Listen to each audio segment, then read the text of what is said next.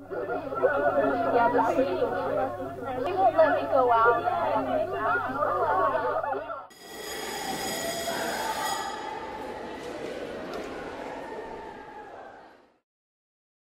In part 2 of this presentation, we take up 4 more areas where parents can help their kids: motivation and challenge, keeping at it, curiosity and resourcefulness, and self-confidence. What drives us to keep working at something even when it's hard? It turns out we feel motivated when we value what we're trying to learn, when it's interesting, fun, or meaningful to us. We stay with it when we think we can do it if we try.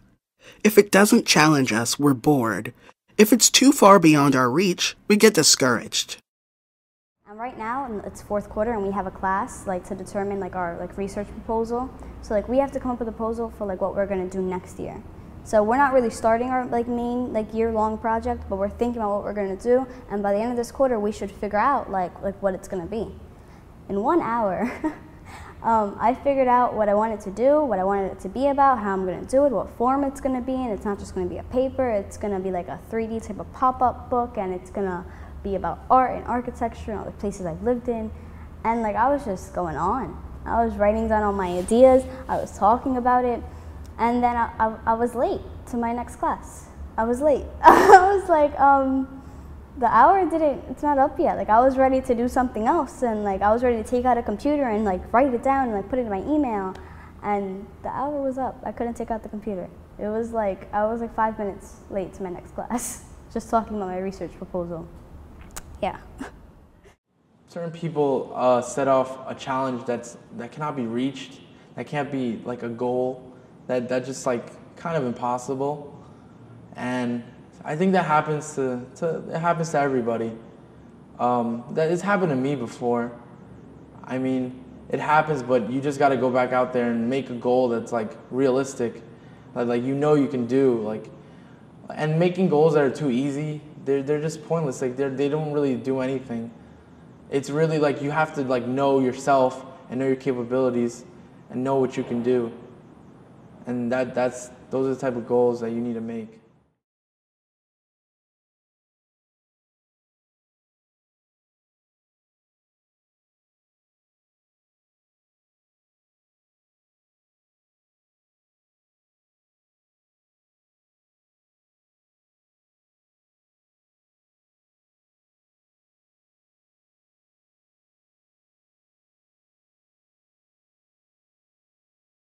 Persistence means that we keep going even when it's hard and we feel like quitting. Practice is part of persistence. No one likes doing the same thing over and over again until we get it right. But if we practice with a clear goal, with focus, and with encouraging feedback, we'll see results. And when we see results, we'll probably keep at it. I had a lot of challenges at coming. Since I came not halfway through the first quarter. Yeah, halfway through the first quarter. I really didn't care well, it's not that I didn't care, it's just I just found it in myself that I already fell into the hole, my life hole, and I just couldn't really get out of it. And then towards the end of the year where I was failing all my classes, they had this program, I think it was called Club 10. It was every day after school till 5 o'clock you have to stay after and work. And it was this big challenge for me because it wasn't just one class, it was most of my classes. So having to do all the work every day and having to stay after with teachers and redo essays and try to get myself out of staying back and trying to get myself out of summer school even though I went, but it was just for one class. So I felt after that year, knowing that I gave the last quarter, I gave it my all, and passing most of my classes and just flunking one was the biggest challenge I overcame in life, actually. Just knowing that I was gonna get kept back and working myself up.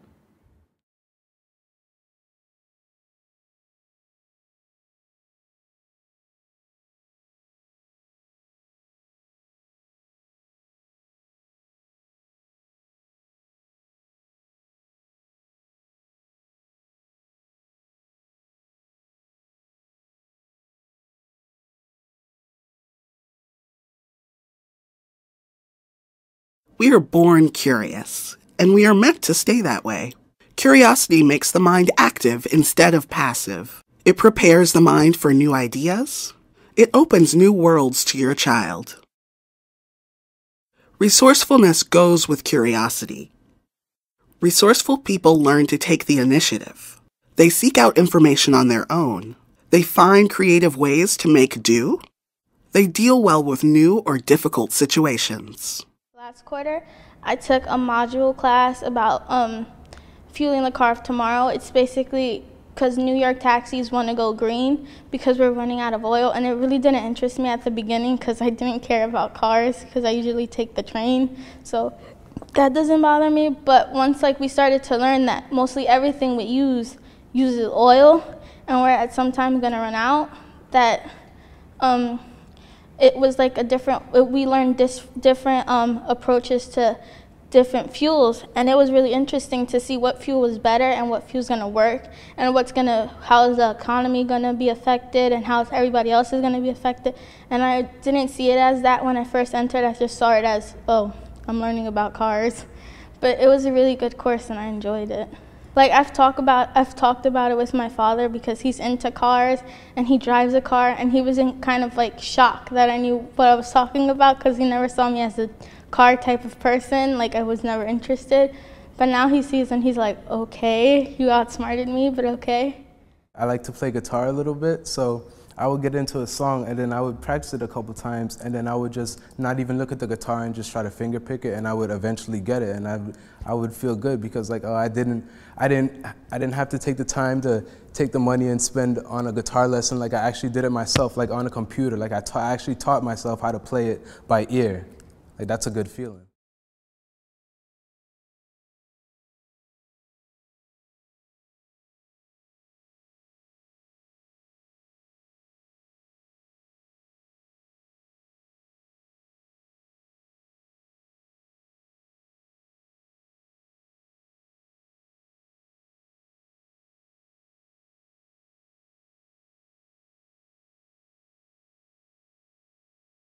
All parents want their children to have self-confidence. We want them to believe that they have what it takes, that they can overcome what holds them back. How do we build our children's confidence when they need more? We show that we believe in them. We praise their effort every time. Be your child's biggest and steadiest fan.